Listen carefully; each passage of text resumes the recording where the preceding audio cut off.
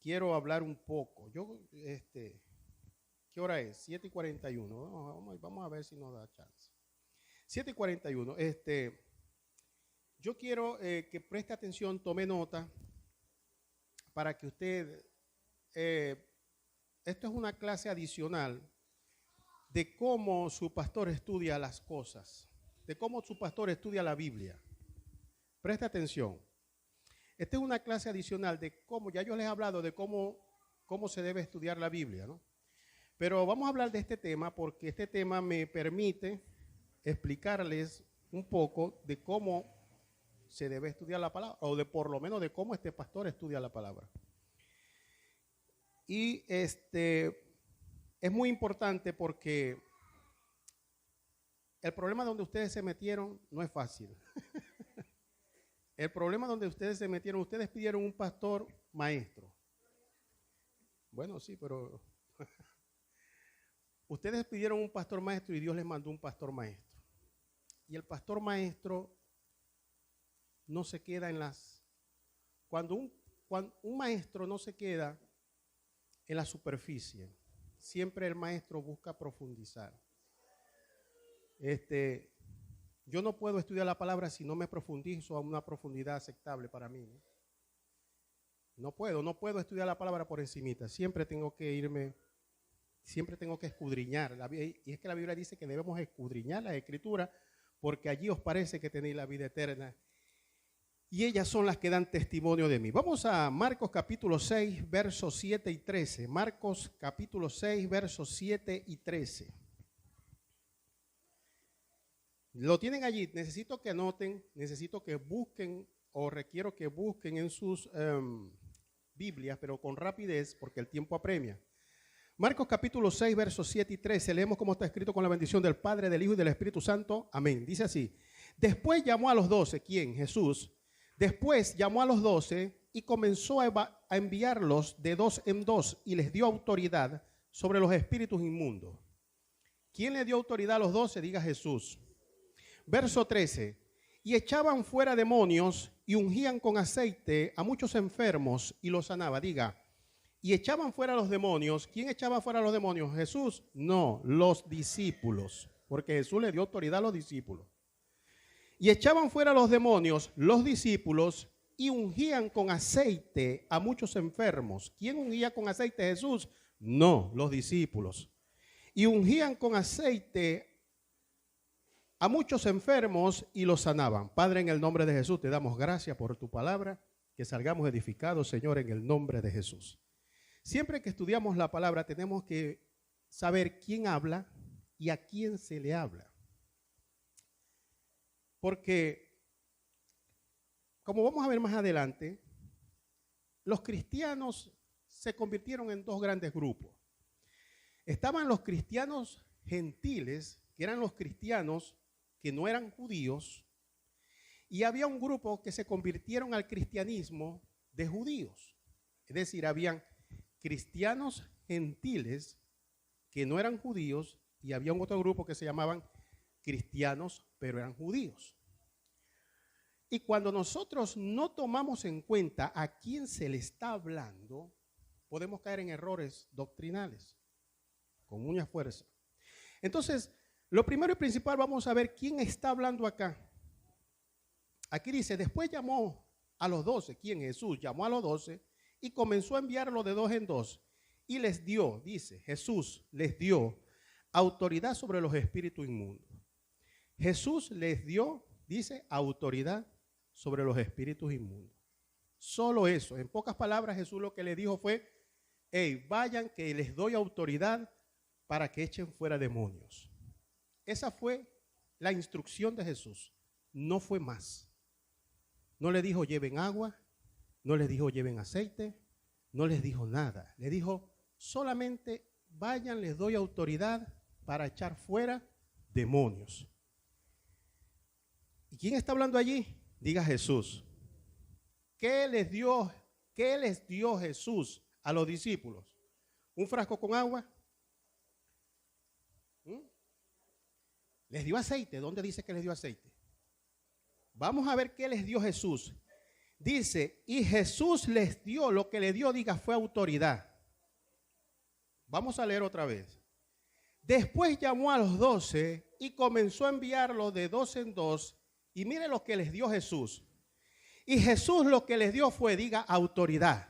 Diga, autoridad sobre los espíritus inmundos. Jesús no le dio agua. Jesús no le dio aceite. Jesús lo que le dio, diga, fue autoridad. Y esto es importante, porque tenemos que hablar quién habla y quién ejecuta la acción. Lo único que Dios le dio a los discípulos, diga, fue autoridad. El verso 13 dice, y echaban fuera los demonios. ¿Quién? ¿Jesús? No, los discípulos. Después que le habían dado autoridad, dicen, y echaban fuera muchos demonios, y dicen, y ungían con aceite a muchos enfermos y los sanaban. ¿Quiénes ungían con aceite a muchos enfermos? ¿Jesús? No, los discípulos. Jesús nunca ungió a nadie con aceite para sanarlo. Los discípulos sí lo hicieron. Y los sanaba. ¿Quién los sanaba? ¿Jesús? No. ¿El aceite? No. Diga, los discípulos. Entonces, vemos esta escritura que el Señor les dio autoridad, pero ahora tenemos que estudiar quiénes eran los 12. Por eso que usted tiene que ver quién es el que ejecuta la acción.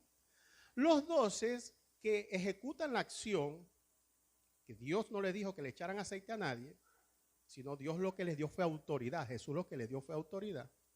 Pero ¿por qué los discípulos toman la decisión de llevar aceite consigo? ¿Por qué? Si lo que le dio Jesús no fue aceite, lo que le dio Jesús fue, diga, autoridad. Pero debe haber una razón por qué los discípulos decidieron llevar aceite. Y eso nos lleva a nosotros a conocer las costumbres de los judíos. ¿Me está entendiendo cómo se estudia la palabra? Porque Jesús no le dijo lleven aceite, pero ellos llevaron aceite. Ahora, ¿por qué los 12 discípulos llevaron aceite? Para poder entender eso tenemos que saber las costumbres de los discípulos. Y lo primero que tenemos que saber, que los discípulos eran judíos, eran judíos. Si los discípulos hubieran sido gentiles, llevan otra cosa menos aceite. Pero los discípulos eran judíos. Y los judíos tenían como cosa sagrada 2 elementos principales que estaban en el templo. Cuando entraban en el lavacro, en el atrio, estaba el agua. Estaba donde se lavaba el sacerdote, ¿verdad? Entonces el agua para los judíos era un elemento de purificación. Diga, purificación.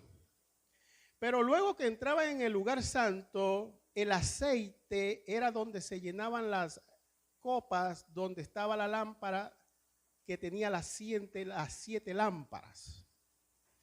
Y el aceite representa esa energía o ese poder de santificación. Diga, santificación. Representa la unción de Dios. Entonces, los discípulos, los judíos, para ellos era muy sagrado el agua y el aceite. Jesús no les dijo lleven aceite, pero ellos llevaron aceite. ¿Pero por qué llevaron aceite? Porque eran judíos y esa era su creencia. ¿Me está entendiendo? Ahora vamos a Santiago capítulo 5, verso 14. Vamos a ver qué dice Santiago capítulo 5, verso 14 y verso 15.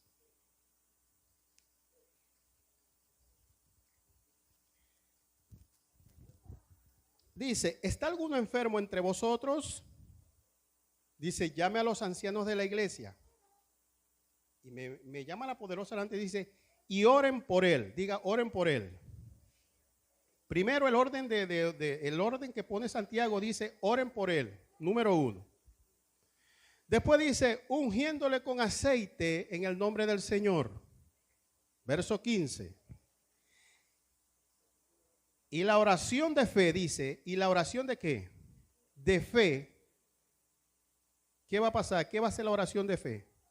Salvará Es la misma palabra soteira, que significa salvación. Se viste que la palabra salvación no solamente significa salvación del alma, en este caso significa salvación de las enfermedades. Pero la palabra salvación aquí, soteira, significa la salvación de todos los problemas, en este caso de enfermedades. Y la oración de fe salvará al enfermo y el Señor lo levantará, y si hubiere cometido pecado le serán perdonados. Este es otro señor, Santiago, que habla del ungimiento del aceite.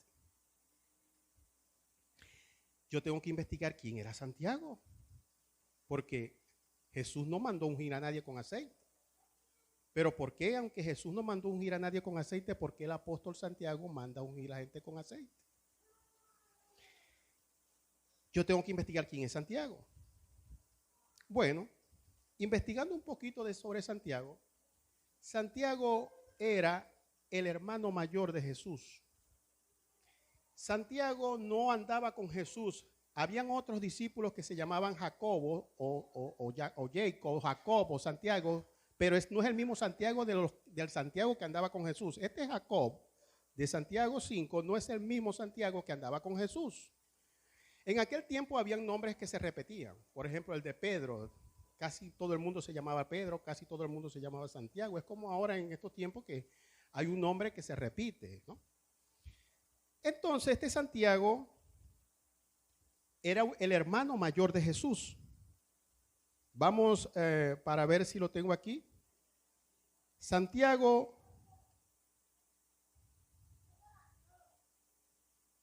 era, después vamos a ver si lo vemos. Después vamos a ver si lo vemos. Entonces Santiago era el mayor de los hermanos de Jesús. Santiago en una oportunidad, dice la Biblia, que los hermanos de Jesús, María y los hermanos de Jesús en una oportunidad fueron a buscar a Jesús porque creían que Jesús se había vuelto loco. Es decir, al principio los hermanos de Jesús, incluyendo Santiago, ni siquiera creían que Jesús era el Mesías. Posteriormente de la resurrección de Cristo, Santiago se convierte, el hermano de Jesús se convierte a Jesús y toma un papel preponderante y se convierte en uno de los principales apóstoles de ese tiempo. Tanto así que llegó a sustituir a Pedro. Pedro, como quien dice, era un subalterno de Jacobo. Y se creía que eso era así porque se le dio mucha prioridad porque Jacob era el hermano mayor de Jesús. Y se le dio mucha prioridad a Jacob. Jacob tenía mucha autoridad en el concilio de Jerusalén. Sin embargo, Jacob era una persona judía. Y vamos a ver algunos rasgos de Jacob. Vamos rápidamente a Mateo capítulo 13, versos 54 y 56. Vamos a ver un poquito sobre quién era este señor Mateo. O Mateo no, quién era Jacobo o quién era Santiago. Mateo 13, verso 54 dice: y viniendo a su tierra les enseñaba en la sinagoga de ellos de tal manera que se maravillaban y decía: ¿de dónde tiene esta sabiduría y estos milagros? Verso 55. ¿No es este hijo del carpintero? Hablando de Jesús. ¿No se llama su madre María y sus hermanos Jacobo? Aquí está, hermano de Jesús. Ese Jacobo era hermano, no era discípulo de Jesús, era hermano de sangre de Jesús. Y sus hermanos Jacobo, José, Simón y Judas. Jesús, María, después que tuvo a Jesús, tuvo más hijos. Y por eso es que yo no sé de dónde sacan los católicos que María no tuvo más hijos. Y aquí dice claramente que María tuvo más hijos después que tuvo a Jesús. Y los nombra, dice: ¿no se llama su madre María y sus hermanos Jacobo, José, Simón y Judas? ¿No están todas sus hermanas con nosotros? Es decir, que además de tener esos 4 personajes, tuvo hermanas. Jesús tuvo hermanas de sangre. Y dice: ¿de dónde pues tiene todas estas cosas? Entonces, cuando vemos que dice: no se llama su madre María y sus hermanos, y pone a Jacobo de primero, por eso es que dicen los escritores que Jacobo era el hijo mayor, el hermano mayor de Jesús. ¿Me está entendiendo? Porque estaba de primero en la lista. Vamos a Santiago 1:1. Santiago 1:1 dice exactamente quién escribe la carta y para quién es esa carta. Santiago 1:1 dice: Santiago, siervo de Dios y del Señor Jesucristo, a las 12 tribus que están en la dispersación. Salud, diga, a las 12 tribus que están en la dispersación. ¿A quién le estaba escribiendo Santiago esa carta? ¿A los gentiles? Diga, no. Diga, estaba escribiendo a los creyentes judíos. Diga, a los creyentes judíos. Esta carta no estaba dirigida a los gentiles. Pablo le dirigió carta a los gentiles. Pero esta carta que Jacob habla no está dirigida a los creyentes gentiles. Está dirigida a los creyentes judíos. Y ya les dije que vamos a ver por la palabra que había una división gigantesca entre los creyentes gentiles y los creyentes judíos. Por eso es que hay que estudiar bien la palabra. Porque si no estudiamos con profundidad la palabra, segurito que vamos a sacar un error. Vamos a 1 Corintios 15:7. 1 Corintios 15:7 dice así: después apareció a Jacobo. Cuando Jesús resucitó, se le apareció a Jacobo, a su hermano mayor, después a los 12 apóstoles. Es decir, que el encuentro de Jacobo con Jesús viene después de la resurrección de Jesús. Ahora vamos a Hechos 12:17. Hechos 12:17. Dice así: pero él, haciéndole con las manos señal que callasen, les contó cómo el Señor le había sacado de la cárcel y dijo: haced saber esto a Jacobo y a los hermanos, y salió y se fue a otro lugar. Cuando Pedro estuvo en la cárcel, Pedro estuvo en la cárcel y los ángeles lo sacaron. Fíjese cómo Pedro era subalterno de Jacobo. ¿Qué fue lo que hizo Pedro cuando llegó a la cárcel y no creían que era Pedro? Entonces, cuando Pedro entra a la cárcel, dice: haced saber esto. Y lo primero que dice es: haced saber esto a Jacobo, al hermano de Jesús. Porque Jacobo era el alto funcionario de la iglesia. Ni siquiera, y el Señor no puso a Jacobo como el alto funcionario. El Señor le dio a Pedro, le dijo a Pedro: a ti, Pedro, es que yo te doy la llave de mi reino. No se la dio a Jacobo, se la dio a Pedro. Pero Pedro se las pasó, como Adán se la pasó a Jacobo. Jacobo, él le dijo: lo primero que van a hacer es, avísenle a Jacobo, al jefe mayor. Vamos a Hechos capítulo 15, verso 13. Hechos capítulo 15, verso 13. Dice así: y cuando ellos callaron, Jacobo respondió diciendo: varones hermanos, oídme.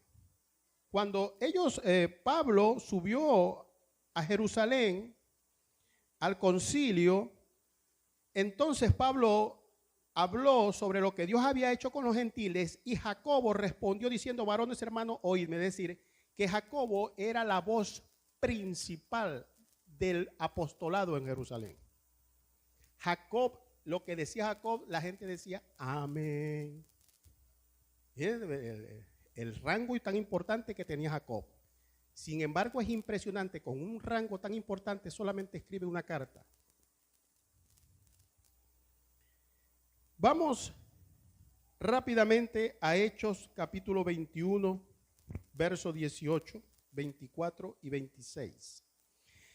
Hechos capítulo 21, vamos a ver cómo era la actuación de Jacobo, porque tenemos que ver quién es el que dijo que unjan a ese cabezón con aceite, ¿no? Tenemos que ver quién era, de dónde salió, qué hacía, cómo actuaba, qué rango tenía en el ambiente de la iglesia de aquel entonces. Dice Hechos 21, 18, dice así: y al día siguiente Pablo entró con nosotros a ver a quién. No dice a Pedro, no dice a Juan, esos estaban relegados. El jefe ahí era Jacobo, caballero. Al día siguiente Pablo entró con nosotros a ver a Jacobo, y se hallaban reunidos todos los ancianos. verso 19, a los cuales, después de haberles saludado, les contó una por una las cosas que Dios había hecho entre los gentiles, diga entre los gentiles, por su ministerio. Verso 20, cuando ellos lo oyeron, glorificaron a Dios y le dijeron, ya ves, hermanos, cuántos, mire, este 20 vamos a leerlo bien. Cuando ellos lo oyeron, cuando Jacob y los discípulos que estaban en Jerusalén oyeron lo que Pablo les había dicho, Pablo se calla y Jacob y los discípulos que estaban en Jerusalén le comienzan a decir a Pablo y le dicen esto. Cuando ellos lo oyeron, Jacob y compañía lo oyeron, glorificaron a Dios y ellos le dijeron, ya ves, hermanos, cuántos millares de judíos hay que han creído y todos son celosos ¿de qué? Es decir, que Jacob había logrado predicar un evangelio, escuche bien, donde logró que muchos judíos se convirtieran al cristianismo o se convirtieran a Cristo o aceptaran a Cristo. Lo logró. Pero ¿cómo lo logró? Diga, lo logró a medias. Porque el asunto que lo logró, pero dicen que esos judíos que se habían convertido a Cristo practicaban la ley. Vamos a leer. Dice, cuando ellos lo oyeron, glorificaron a Dios y le dijeron, ya ves, hermano, cuántos millares de judíos hay que han creído y todos, diga, y todos los que habían creído, judíos cristianos que habían creído, y todos son celosos por la ley. Es decir, que Jacob predicó un evangelio donde se pudo ganar a muchos judíos cristianos, pero eran cristianos, reconocían a Cristo, pero guardaban los ritos de la ley de Moisés. Y por eso esos apóstoles que se quedaron en Jerusalén no los perseguían, porque lograron acomodarse. ¿Me están entendiendo? Lograron, eso se llama, por una palabra suave diría, mezcló el evangelio de Jesús con la ley, lo mezcló. Pero la palabra correcta es contaminó. ¿Por qué? Porque el evangelio es totalmente diferente a la ley. Pablo venía hablándole duro a la ley. Entonces el evangelio que predicaba Juan era un evangelio, diga, legalista. Era un evangelio que ciertamente creamos en Jesucristo, pero tienes que guardar ciertas costumbres de la ley. ¿Me están entendiendo? No lo digo yo, lo dice 20, el verso 20 dice, cuando ellos lo oyeron, glorificaron a Dios y le dijeron, ya ves, hermano, cuántos millares de judíos hay que han creído y todos son celosos de la ley. Es decir, que eran cristianos, pero practicantes de la ley. ¿Esto le agradaría a Dios? Por supuesto que no. Verso 21. Pero mira el verso 21 aquí, dice así, ellos mismos dicen, pero se les ha informado en cuanto a ti, a Pablo, de Pablo también era humano, hermano. Por eso vamos a ver que Pablo también falla, porque Pablo era un ser humano. Pero se le ha informado a los judíos cristianos que practicaban la ley, dice Jacobo y los hermanos que estaban en Jerusalén, dice, pero se les ha informado a los hermanos cristianos que están aquí en cuanto a ti, Pablito, que enseñas a todos los judíos que están entre los gentiles a apostatar de Moisés, diciendo que no circunciden a sus hijos ni observen las costumbres. Verso 22, ¿qué hay pues? La multitud se reunirá de cierto porque oirán que has venido. Es decir, que Pablo predicaba en contra del templo. Fíjese bien, Pablo decía, ya Dios no vive en templos hechos de mano. Dice, ahora no vivo yo, más vive Cristo en mí. Decía, ahora el templo de Dios no es el edificio, no es ese templo que construyó Herodes El segundo templo no es ese templo. Ahora dice, ya ese templo no sirve, ahora el templo somos nosotros. Dice, ahora no vivo yo, sino más Cristo vive en mí. Es decir, Pablo le dio duro a esas costumbres de Moisés. Porque aunque Jacob era cristiano, iba a adorar en el templo. ¿Me está entendiendo? Por eso tenemos que saber quién escribe la carta, mi hermano. Y les dice el 21, pero se les ha informado en cuanto a ti, Pablito, que enseñas a todos los judíos que están, a los judíos que se habían convertido, que están entre los gentiles, a apostatar de Moisés.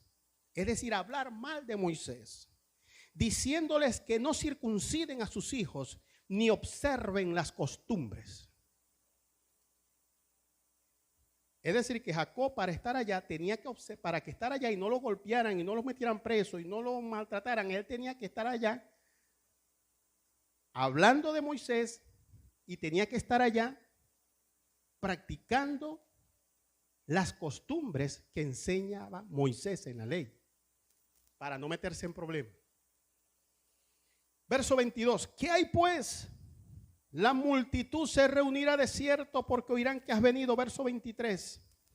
Y les dice esto. Mira lo que le dice Jacob y compañía. Diga hipocresía. Dice así. Haz pues esto que te decimos. Hay entre vosotros, ¿entre nosotros qué? 4 hombres que tienen obligación de cumplir votos. 4 cristianos evangélicos que tenían obligación de cumplir votos. Es decir, que eran cristianos judíos, pero que cumplían los votos de la ley de Moisés. Y ese voto era un voto nazareo. Eran judíos, eran cristianos practicantes de la ley. O eres o no eres. No se pueden ser las dos cosas. O se es cristiano o no se es cristiano.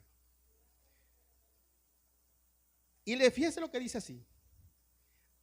El verso 23. Haz pues esto que te decimos. Hay entre nosotros cristianos que él se había ganado para Cristo. Haz pues esto. Hay entre nosotros 4 hombres que tienen obligación.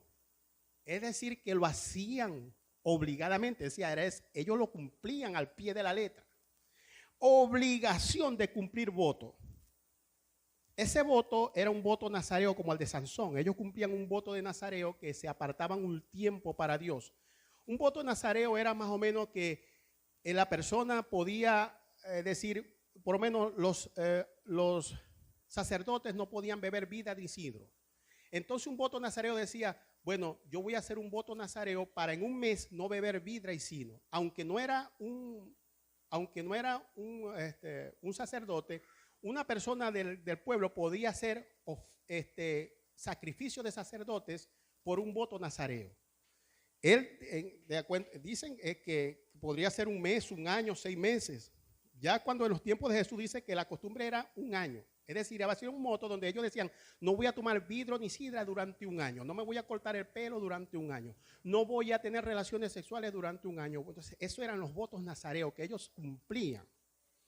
Entonces les dice, haz pues esto, ¿qué te decimos? Hay entre nosotros 4 cabezones cristianos, pero que practican la ley, 4 hombres que tienen obligación de cumplir votos. Tómalos contigo, le dice. Y Pablo no era pobre, porque los nazarenos pobres necesitaban a alguien que le financiara el pago de las ofrendas, porque tenía que llevar ofrendas. Pablo no era pobre, porque mira lo que le dice, ese pago lo hacían los ricos. Mire lo que le dice Jacob y compañía, toma contigo, purifícate con ellos y paga sus gastos. Traía platica a Pablito y paga sus gastos. Porque los que estaban allá estaban pobres, pero Pablo tenía platica. Paga sus gastos para que se rasuren la cabeza y todos comprenderán que no hay nada de lo que se les informó acerca de ti, sino que tú también andas ordenadamente, dice que guardando la ley. Es decir, que los cristianos que estaban con Jacobo eran cristianos que guardaban la ley, por eso es que no se metían en problemas. ¿Se fijan cómo este pastor este pastor no se queda este pastor busca. ¿Por qué dice algo que Jesucristo no dijo? Si Jesucristo no dijo, ¿por qué el apóstol sí dijo? Entonces hay que investigar. Entonces eran judíos cristianos que guardaban la ley. Diga, judíos cristianos que guardaban la ley. Habían dos grupos de cristianos. Cristianos gentiles que no guardaban la ley y que no eran judíos, y judíos cristianos que guardaban la ley, de la cual Jacob era el cabecilla, era el mandamás. Verso 26. Entonces Pablo lo arrastraron, mire cómo lo arrastraron a lo que Pablo predicaba en contra de todas esas cosas, y se fue como corderito. Pablo no era perfecto, era un ser humano. Verso 26 dice, entonces Pablo tomó consigo aquellos hombres y al día siguiente, habiéndose purificado con ellos, es decir, él fue y practicó la ley de Moisés, cuando él le echó tanto palo a la ley de Moisés. Y aquí lo vemos practicando la ley de Moisés. Imagínese usted todo eso. Purificando con ellos, entró en el templo para anunciar el cumplimiento de los días de la purificación, cuando había de presentarse la ofrenda por cada uno de ellos. Es decir, Pablo cayó, después que arrepintió a Pedro, Pedro, tú eres hipócrita, él cayó también en la hipocresía, porque Pablo predicaba en contra de la ley de Moisés. Y de hecho, el apóstol Jacob le había dicho, hey, haz esto, porque aquí se te dice que tú predicas en contra de Moisés y del templo y de las costumbres de la ley. Y no era mentira, era verdad. Vamos a Gálatas 2, verso 11 y verso 14. Gálatas 2, verso 11 y verso 14. Pero cuando Pedro vino a Antioquía, le resistí cara a cara, esto es Pablo, porque era de condenar. Pues antes que viniesen algunos de parte de quién. ¿Cuándo era que Pedro le daba por ser hipócrita? Cuando venían los que venían de parte de quién. Diga, de Jacob. Voy a leerlo otra vez porque esto no me lo estoy inventando yo. Dice así, Gálatas 2, 11, 14. Pero cuando Pedro vino a Antioquía, le resistí cara a cara. Pablo resistió a Pedro cara a cara porque era de condenar. Verso 12. Pues antes que viniesen algunos de parte de quién, de Jacob. Y Jacob era el cristiano que practicaba la ley. Los que estaban con Jacob eran cristianos que practicaban la ley. De parte de Jacob comía con los gentiles, pero después que vinieron los de parte de Jacob se retraía y se apartaba porque tenía miedo de los de la ¿qué? Circuncisión. Es decir, que Jacob a su gente la mandaba a circuncidar. ¿Me está entendiendo?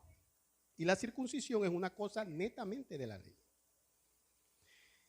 Verso 14, pero cuando vi que no andaban rectamente conforme a la verdad de ¿qué? De la ley. No. Conforme a la verdad del evangelio, dije a Pedro delante de todos, si tú siendo judíos vives como los gentiles y no como judíos, ¿por qué obligas a los gentiles a judaizar? Ahí el apóstol Pablo enfrenta a Pedro. Es que le quiso decir, aquí no se puede ser judío practicante de la ley. O se es evangélico, o vive la doctrina de Cristo, o no vives nada, chico. No eres ningún cristiano. Porque resulta que habían dos bandos. Los cristianos gentiles, que no eran judíos, y el bando de Jacob, que eran los cristianos practicantes de la ley. Y cuando ya yo veo eso, entonces ahora vámonos a Santiago para entender por qué el apóstol habla así. Vámonos a Santiago. Ahora teniendo ese background, en inglés significa ese fondo, esa cosa, ahora sí vamos a entender lo que quiso decir Santiago, capítulo 5, verso 14 y verso 15. Dice aquí, ¿está alguno enfermo entre vosotros?